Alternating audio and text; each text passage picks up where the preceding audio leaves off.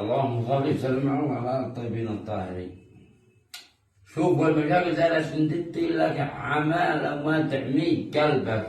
تخيل وانت عايش مع عمله، تخيل أي واحد، تخيل وانت عايش مع عمله تقول له هذا، تقول له هذا زيت، ويقول لك ماشي هذا أسيت. تخيل هذا هو زيت معروف عند العرب، يقول لك ماشي هذا هو أسيت ممنوع. تقول له هذا هو ثوب، تقول لك ماشي هذا سروال، أنت لابس سروال. تقول لها هذا هو كوت، تقول ماشي هذا شنو. تقول لها هذا ثوب معروف عند العالم، تقول ماشي هذا بدلة عسكرية. تقول لها هذا فنيلة، تقول ماشي هذا الصماطة. تقول لها هذا زبادي، تقول ماشي هذا حكفه.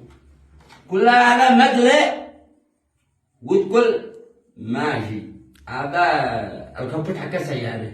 مقلة هذا هو مقلة معروف عند الجن واليهود والنصارى وعيال اليهود كامل. تقول لك ماشي هذا كبوت حق السيارة.